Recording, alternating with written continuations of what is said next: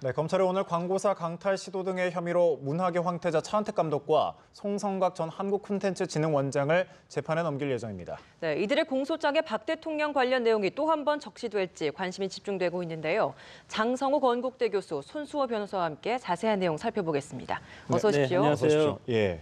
차은택 감독 그리고 송성각 전 원장이 오늘 기소가 되는데 먼저 손수호 변호사께서 이들의 주요 혐의부터 먼저 짧게 짚어주시죠. 네, 일단 구속된 상태에서 이 두 명이 수사를 지금 받았습니다. 그리고 이제 기소될 것으로 이제 예상되는데요. 네. 중요한 점은 과연 어떤 혐의로 기소가 될 것이냐, 그동안 검찰이 어떤 혐의점을 일단 밝혀냈느냐 여부에 관심이 집중되고 있습니다. 특히나 이제 그 차은택 감독과 송성각 전 원장 같은 경우에는 굉장히 밀접한 사이이기 때문에 이 둘이 혹시 범죄를 같이 한 거 아니냐라는 의혹도 많이 제기되고 있고요. 특히나 이제 차은택 감독부터 좀 살펴보자면은 일단은 그 창조경제 추진 단장으로 일을 했습니다. 그러면서 혹시라도 어떤 개인 회사라든지 이런 것에서 자금을 횡령한 거 아니냐라는 혐의를 일단 받고 있고요. 여기에 더해서 공무원으로서 또는 공무원과 함께 직권남용 또는 강요한 거 아니냐 이런 점이 제기되고 있는데요. 중요한 것이 광고회사 포레카입니다. 네, 포레카가 포스코 관련된 그런 여러 가지 사업들을 하고 있었는데 이 포레카를 중소기업이 한 중소기업이 인수했습니다. 그런데 이 중소기업이 인수한 다음에 이 포레카를 스스로 다시 강탈하기 위한 여러 가지 범죄한 것이 아니냐라는 혐의점을 받고 있었고요. 네. 또한 여기에 더해서 뇌물을 직접 받은 것인지 아니면 또한 다른 공무원과 함께 받은 것인지 여부까지 문제가 되고 있기 때문에 오늘 검찰에서 어떤 혐의로 기소할지 굉장히 주목되고 있고 또한 송석강 전 원장 같은 경우에도 함께 구속돼서 수사받고 있지 않겠습니까? 그동안 드러나지 않았던 새로운 혐의점이 있을지 여부까지 확인해 봐야 될 것 같습니다. 네. 이 내용 검찰이 이 최순실 게이트의 또 다른 핵심 인물인 차은택 씨를 재판에 넘겼습니다. 직권남용과 강요, 횡령 혐의 등이 적용이 됐는데 검찰은 이 같은 범행에 박근혜 대통령이 공모했다고 결론 지었습니다. 검찰 발표 내용 중에 아무래도 가장 눈에 띄는 대목이 박 대통령이 관여했다라는 여부가 적시됐다는 게 아닐까 싶습니다. 지금 일정의 어떤 조사의 흐름을 보면 지금 이제 핵심은 최순실 씨고 그리고 최순실 씨의 지시를 받아서 차은택 문학의 황태자라고 하죠. 오늘 이제 기소된 이 차은택 씨가 안종범 수석을 통해서 했는데 여기에는 모든 것이 다 이제 대통령이 컨펌을 받거나 아니면 이제 대통령과 상의를 해서 했다는 것이 지금 이제 검찰 수사 결과인데 이제 이것은 아직 이제 대통령이 수사에 대해서 협조를 하지 않았기 때문에 서면 조사나 대면 조사를 해야 되는데 이것이 이제 하지 않기 때문에 수사의 어떤 실체 대상들만 해서 이제 검찰 조사를 종결될 가능성이 상당히 크다는 것이 이제 문제인데 일단 지금 현재까지의 상황을 보면 박근혜 대통령과 안종범 수석 그리고 차은택 최순실 이분들의 관계가 서로 밀접하게 연결돼 있다. 이것은 뭐 국민들이 확실하게 인지할 수 있는 것 같습니다. 이 차은택 씨 측근을 KT 임원으로 양치했는데 지금까지는 뭐 안종범 전 수석이 관여했다 이 정도까지만 밝혀져 있었는데 박 대통령이 새로 도움을 줬다라는 이야기가 지금 이번에 새로 밝혀진 거거든요. 굉장히 충격적인 내용인데요. 지난주에 일요일에 그 중간 수사 결과 발표하면서 최순실 씨 등에 대한 공소 제기가 있었습니다. 거기에서도 대통령이 공모했다, 관여되었다라는 점이 이제 검찰이 그런 내용을 발표하면서 굉장히 큰 충격을 받았는데요. 저는 사실 오늘도 더욱더 그 정도의 충격을 지금 받을 수밖에 없어 보입니다. 왜냐하면 법적으로 보더라도 지금 검찰의 그런 조사 발표입니다. 아직까지 법원을 통해서 확정된 건 아닙니다만 대통령이 안종범 전 수석에게 여러 가지 직권남용 또는 강요에 대한 지시를 했다. 이거는 법적으로 보면 교사거든요. 범죄를 하라고 시킨 겁니다. 또 그러한 그 범죄 교사를 받은 안종범 전 수석이 실제로 직권남용 죄를 범하였고 또한 실제로 강요죄를 범하였다라고 하는 것이 이 검찰의 지금 논리 구성이거든요. 그렇다고 한다면 물론 대통령이 내란 외환죄가 아닌 이상 재임 중에 형사소추 받지 않아서 재판까지는 가지 않을 거거든요. 하지만 그렇다 하더라도 이 안종범 전 수석 등에 대한 그리고 또 차은택 감독이나 송성각 전 원장 등에 대한 재판이 이제 벌어지지 않겠습니까? 그럼 그 과정에서 검사의 주장이 사실인지 여부를 법원이 판단하게 됩니다. 그럼 그 주장 자체가 대통령이 이들에게 지시, 즉 교사를 했고 이 지시, 즉 교사를 받은 이 자들이 범죄를 했는지 여부를 밝히게 되는데 그러한 증거들이 제출될 테고 그런 증거를 법원이 어떻게 보느냐에 따라 가지고 대통령에 대한 처벌이 당장은 불가능하겠지만 대통령이 범죄를 범하였다고 누구나 인정할 수 있는 사태가 발생할 수 있거든요. 이런 점이 과연 법원에서 어떻게 볼지 좀 더 지켜봐야 될 것 같습니다. 한 국가의 원수인 대통령이 이렇게 사기업 인사에까지 가담했다. 이거 저희가 좀 어떻게 봐야 될까요?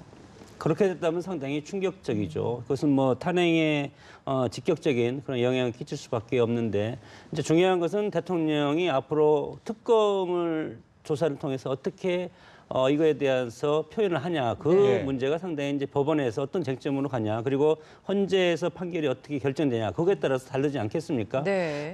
지금 봐서는 대통령 입장에서는 이거에서 내가 개입한 적이 없고 오히려 물론 뭐 녹취라든가 수첩이라든가 이런 것이 지시사항이 깨알처럼 적혀 있다고는 하지만 그것이 법원에서 대통령 본인은 포괄적으로 창조경제라든가 문화융성에 관한 것을 하기 위해서 K스포츠 재단의 미르라든가 그리고 포괄적으로 기업의 어떤 협조를 당부한 거였다. 이렇게 했을 때 그러면 검찰에서는 이것이 녹취라든가 수첩에 적힌 대통령의 어떤 그런 분부사항을 적은 그런 것들을 서로 일치가 되지 않을 때 이것은 법원에서 어떻게 판단할 거냐. 그것은 상당히 시간이 많이 걸릴 겁니다. 다만 시간이 많이 걸리는 동안에 국민들의 어떤 감정은 훨씬 더 악화될 그런 상황이 있기 때문에 이것을 과연 어떻게 처리를 할 것인가. 지금 같아서는 헌법적인 절차가 있기 때문에 이거에 대해서 속 시원하게 하루빨리 시급하게 매듭 지을 그런 방법이 없다는 것이 정치적인 부담과 혼란을 가중시킬 가능성이 상당히 크다고 봅니다. 네, 변호사님 지금 이제 대통령이 재직 중에는 어떤 조사받는데 많은 제한이 있지 않습니까? 그렇다면 지금 탄핵 절차가 진행 중인데 탄핵이 결의되고 이렇게 탄핵된 후에는 모든 것들이 지금 혐의가 적용되는 거에 대한 조사를 철저하게 받을 수 있는 거죠?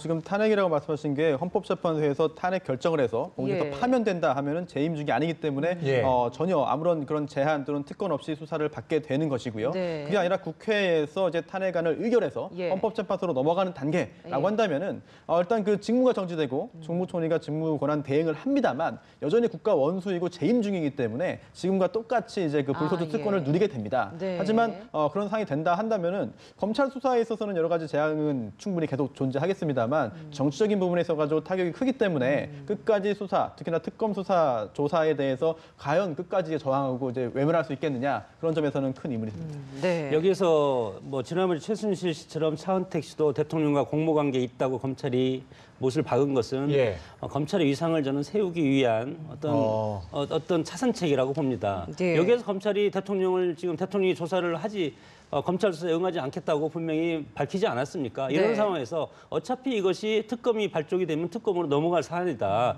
그렇기 때문에 검찰 입장에서 검찰 조직 자체를 또 앞으로 추스려야 될 그런 과제를 안고 있기 때문에 검찰의 판단이 대통령을 조사하지 않고도 이런 상황이 있다. 그러니까 특검에서 이것을 규명을 해달라. 그러면 검찰 입장에서는 나름대로 또 입지라든가 면이 서지 않겠습니까? 그런 것도 고려해서 검찰이 대통령과 공모관계 있다 이렇게 적시해서 보낸 것 같습니다. 마지막 남은 뭐 위신을 세우겠다 약간 이런 것으로 보이는데 이렇게 청와대를 향한 검찰의 압박이 더욱 강해지고 있습니다. 뭐 촛불이 횃불이 될 관련 녹취 자료도 있다 이런 말까지 나올 정도인데 시한을 29일까지 두지 않았습니까? 박근혜 대통령 어떻게 좀 응할까요? 대면 조사에? 응하지 않을 가능성이 높아 보이지 않나 싶습니다. 왜냐하면 지금 이제 그 검찰 조사에 응하지 않겠다라고 하면서 대외적으로 밝힌 이유는 이런 것이죠. 사실 검찰이 실제로 제대로 된 조사도 하지 않고 상상을 통해서 없는 뭐 소설을 썼다라고 하면서 불만을 제기하면서 앞으로 검찰 조사에 응하지 않겠다라는 그런 입장을 밝혔는데요. 그 이면에는 물론 그것도 뭐 이유가 있겠습니다만 그 내면에는 또 이런 것도 숨어 있을 것 같습니다. 어차피 특검법이 지금 이제 시행됐습니다. 그리고 또 특별검사가 임명되면 수사를 진행하게 되는데요.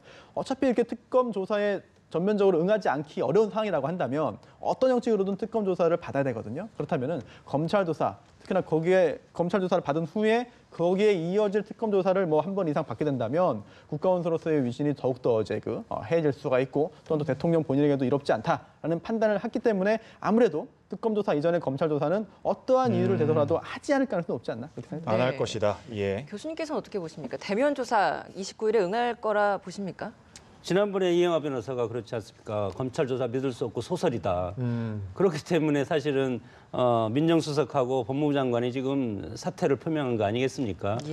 이런 상황에서 보면 대통령 입장에서는 1차적으로는 검찰총장을 대통령이 임명하지 않았습니까? 그래서 국민들이 그동안에는 검찰에 대한 불신이 상당히 컸습니다. 최근에 한 1, 2주 동안에 검찰 수사가 맹렬하게 진행되기 때문에 국민들과 정치권 야당에서는 검찰이 열심히 하고 있다. 이렇게 이제 칭찬을 받는 면도 있는데 이미 때는 늦었다고 봅니다. 그래서 대통령 입장에서는 검찰 조사를 해서 검찰이 어떤 안을 내놔도 이것은 국민들이 믿을 수가 없다. 이렇게 판단한 것 같고 그리고 나서 매를 맞아도 한 번에 맞겠다. 그런 뜻이고 그러면 어차피 특검을 하면 특검을 야당이 추천하지 않았습니까? 예. 그래서 야당이 추천했기 때문에 특검과 일전을 벌여서 내가 법리적으로 따져가지고 특검과 상대로 해서 내 무죄를 입증하겠다. 그런 어떤 전략을 대통령은 세운 것 같고, 다만 국민들은 아까도 말씀드렸지만 도덕적인 상처를 국민들이, 그리고 의혹인지 아닌지 그건 아직 분간은 안 되지만 이런 여론적인 악화가 상당히 큰 부담이 되는데, 이것은 시간이 해결해 주리라고 청와대는 지금 생각을 하고 있는 것 같고, 네. 그렇기 때문에 검찰의 서면조사 요청 이런 것들은 아직 그것은 이제 뭐 이루어질 수 없다고 봅니다. 오늘 검찰 발표 후에 이제 또 변호인도 입장을 또 밝히지 않을까 싶은데 네. 지난주 그 공소장 발표 후에 뭐 있었던 그 입장 이후에 이번 검찰 발표 후에 어떤 변호인단의 입장 발표에 변화가 없을 것이다. 그럼 이렇게 보시는 겁니까? 소설과 사상 누각보다 훨씬 더 강한 멘트에 반박을 할 것 같습니다. 네. 뭐 왜냐하면 최순실 씨랑은 대통령도 대국민 사과에서 일정 부분 내 연설에 과거에 인연이 있기 때문에 관여를 했고 서로 상의를 했다. 이렇게 얘기했지 않았습니까? 예. 그러나 차은택 같은 경우는 오히려 최순실보다 더 밑에 있는 그런 사람이기 때문에 이런 사람들까지 대통령과 연계가 됐다고 하면 이것은 훨씬 더 비판적으로 대통령이 선임한 변호사들이 이거에 예. 대해서 반박을 할 가능성이 상당히 높은 거죠. 네, 오히려 더 반대 입장이 더 견고해질 것이다. 이렇게 네. 말씀하시는 것 같습니다. 이 검찰이 특검 전에 지금 전력을 다하고 있는 죄가 아무래도 뇌물죄 적용 여부 그렇죠. 아니겠습니까? 뭐 근데 지금까지의 전례를 보면 그 뇌물수수자에 대한 조사 없이는 기소를 한 전례가 없다고 해요. 그런데 박 대통령이 조사에 응하지 않겠다라고 끝까지 버틴다면 네. 그럼 뇌물죄 적용 가능한 겁니까? 일단 그동안의 전례도 매우 중요하겠죠. 예. 더군다나 뇌물죄 같은 경우에는 준 사람 받은 사람에 대해서 일단 그 조사를 해야만 정확하게 사실관계 파악이 가능하고, 그로 인해서 그 후에야 이제 기소 여부를 결정할 수 있기 때문에 관례적으로 이제 그 뇌물 관련된 그런 그 혐의자들을 다 조사를 하게 됩니다. 네. 그런데 이게 법에 반드시 뇌물 관련된 사람에 대한 대면 조사를 한 후에 기소 여부 결정할 수 있다라는 규정은 없거든요. 아, 예. 따라서 원론적으로 원칙으로 돌아간다면은 다른 그런 그 관계자들의 어떤 진술이라든지 아니면 물증을 통해서 뇌물 관련된 혐의가 인정된다고 판단하면 기소를 할 수는 있습니다. 기소가 불가능한 건 아니거든요. 따라서 얼마나 수사 의지와 기소에 대한 의지가 있는지가 중요하겠고, 또한 대통령에 대한 조사가 없더라도 대통령이 뇌물죄 관련돼서 관여되었다라고 볼 만한 얼마나 객관적인 증거들을 검찰이 확보하고 있느냐가 중요한데, 일각에 따르면 이런 또 관측도 있습니다. 정호성 전 비서관이 가지고 있었던 사용했던 휴대전화 안에 굉장히 많은 녹음 파일들이 있고, 그중에 언론에 아직까지 드러나지 않고 내용이 공개되지 않은 것들이 많이 있는데, 그중에 굉장히 이런 점들을 증명할 수 있는 증거 자료가 있는 거 아니냐라는 관측이 있는데요. 예. 만약 그렇다고 한다면, 또는 그 이외에 다른 물증들이 있다고 한다면 대통령에 대한 대면 조사가 없더라도 이제 그 뇌물죄를 적용할 수 있는데요. 여기서 한 가지 중요한 것은 대통령에 대해서는 지금 뭐 기소할 수도 없습니다. 예. 따라서 지금 말씀드리는 것은 최순실 씨 등에 대해서 뇌물죄 또는 뇌물수수죄 또는 제3자 뇌물수수죄로 추가 기소하고 공소장 변경하고 이런 걸 말씀드리는 것이고, 여기에 대해서 그게 대통령이 공모했다, 뇌물죄를 같이 공모했다라는 점이 기재된다면 간접적으로 대통령의 그런 그 개입 사실을 확인할 수 있다는 것이지, 대통령에 대해서 뇌물죄를 적용하자, 기소하자 이런 점은 아니라는 점은 또 미리 말씀드리고 싶습니다. 예. 야당 입장에서는 뇌물죄를 적용하면 시간이 훨씬 더 길어진다는 것을 알 텐데, 그래서 뇌물죄를 기소하면 오히려 대통령의 범죄 혐의를 확실하게 국민들한테 각인시키는 그런 효과는 있겠지만, 예. 이것이 헌재에 넘어가면 이거에 대해서 법리 공방을 또 벌이고 증인 신청도 하고 증인 신문도 해야 되는, 예. 그래서 시간이 상당히 몇 개월 정도 더 늘어날 가능성이 있습니다. 예. 그렇게 되면 탄핵의 효과뿐만 아니고 정치 일정 자체가 야당이 원하는 대로 가지 않을 가능성이 이 뇌물죄인데, 그렇다고 네. 해서 검찰이 뇌물죄라든가 특검이 뇌물죄에 대해서 이제 수사를 안 할 수 없는 상황에 오지 않았습니까? 이것은 검찰에서 뇌물죄를 지금 강조하는 것은 모르겠습니다. 어떤 의도로 이걸 뇌물죄를 하는 것이, 이것은 뇌물죄를 특검에서 뇌물죄를 핵심적으로 사안으로 보고 조사를 하면 이것을 나중에 탄핵 사유에 뇌물죄를 넣을 수밖에 없고, 그러면 뇌물죄에 대한 공방도 상당히 길어지기 때문에 예. 어떻게 보면 정치권, 특히 야당한테 이 뇌물죄는 오히려 시간을 더 뒤로 딜레이시킬 수 있는, 그러면 정치적 유동성이 훨씬 많아지는 그런 변수로 작용될 가능성도 있습니다. 그 부분, 예. 그렇기 때문에 이제 그 탄핵소추 안에 그 탄핵소추를 발의해서 결국 의결이 되면은 헌법재판소로 가지 않겠습니까? 네. 그러면 헌법재판소에서는 그 탄핵소추 안에 담겨 있는 사항에 대해서 판단을 하게 되는데요. 예. 그러다 보니까 이제 최대한 탄핵이 빨리 이루어지기를 바란다고 알려져 있는 민주당 입장에서는 이제 뇌물죄를 탄핵소추 안에 넣는 거에 대해서 약간 부정적이고, 반대로 탄핵소추를 좀 철저히 좀 시간을 좀 끌고 싶고 벌고 싶은 그런 당에서는 오히려 뇌물죄를 오히려 넣자라는 입장으로 지금 알려져 있는데요. 예. 그렇다 하더라도 지금 특검이나 검찰의 수사 그리고 또 재판에서 뇌물죄 여부가 다퉈진다 하더라도 이 탄핵소추안에 아예 넣지 않으면은 현재 헌법재판소에서는 그 부분을 이제 판단하지 않을 수가 있거든요. 따라서 헌법재판소의 헌법재판 그리고 검찰과 특검의 기소에 의한 그런 형사재판 여부를 좀 나눠서 볼 필요도 있을 것 같습니다. 시간 문제는 변수가 좀 있겠는데 어제는 최순실 씨 언니 최순득 씨도 검찰에 출석을 했습니다. 어떤 조사를 받았나요?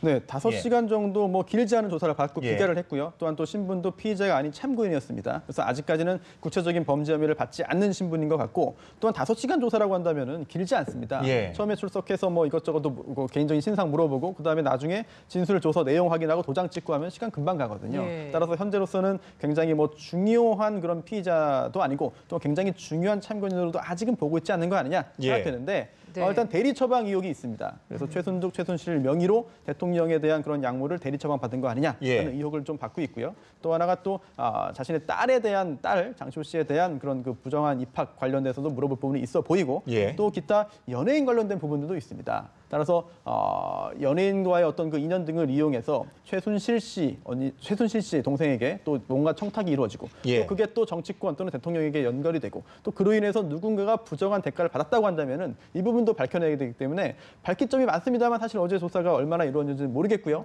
또한 밝혀진다 하더라도 최순득 씨에게 뭐 내려질 그런 처벌의 정도가 높진 않거든요. 생각보다. 그래서 뭐 아무리 연예인들의 특혜가 있었다 하더라도 뭐 글쎄요. 이런 것도 뭐 변호사법 위반이나 뭐 알선수재나 정도이기 때문에 물론 그런 범죄도 해서는 안 되고 중요한 범죄입니다만 현재 거론되고 있는 다른 범죄 수준에 비해서는 미미한 수준이기 때문에 현재로서는 뭐 아는 내용이 많다면 중요한 참고인이겠지만 중요한 피의자로 보기는 어려운 상황인 것 같습니다. 네. 이제 검찰 수사가 이제 종결점으로 오는 이제 신호탄이라고 봅니다. 왜냐면 이제 참고인 조사를 최순실 씨를 조사했고 이제 우병우 건은 이제 특별조사팀장 이제 윤곽근 대구지검장이 지금 맡고 있지 않습니까?